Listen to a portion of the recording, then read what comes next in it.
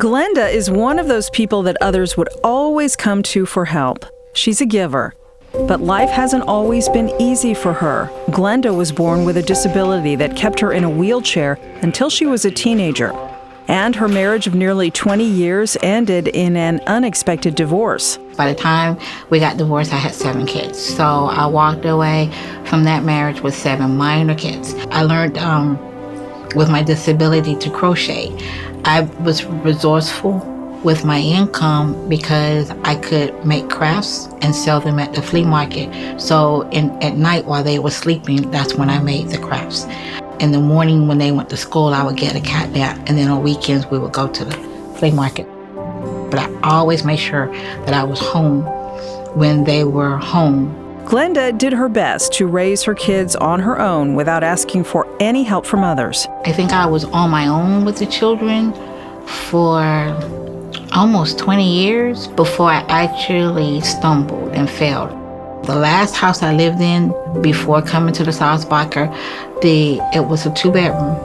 It was $300 a month. That didn't include stove. It did not include refrigerator. It did not include central heat or air. If you needed any of those items, it was an additional $50 to the rent. So if I needed a stove, it would have been $350, or refrigerator, it would have been $4. There were no screens to the windows. Some of the windows were broken. But despite her best efforts, Glenda and her daughter were evicted. She was not only homeless, but her spirit was broken. Then she found Sulzbacher. I ended up briefly staying in my car when I got evicted with my little girl. I can honestly say all hope in me was gone.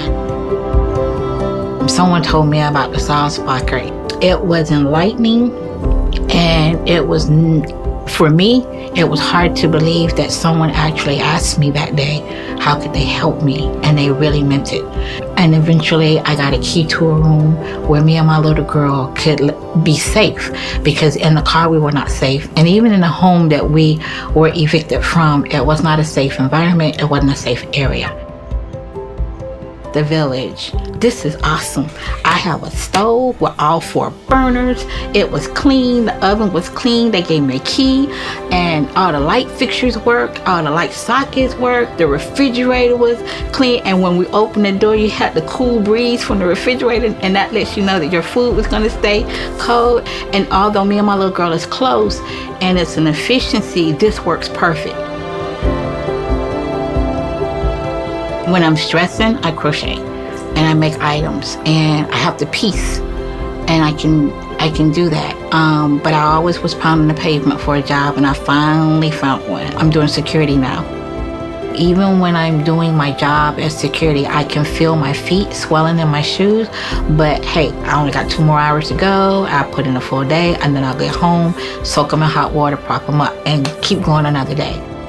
I lost my self-worth a long time ago, and I'm slowly regaining it back a little at a time.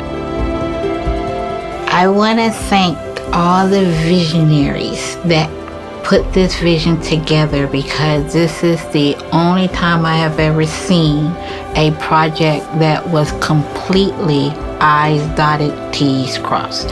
Someone somewhere heard the cries of the needy, and they put everything that we needed in one spot.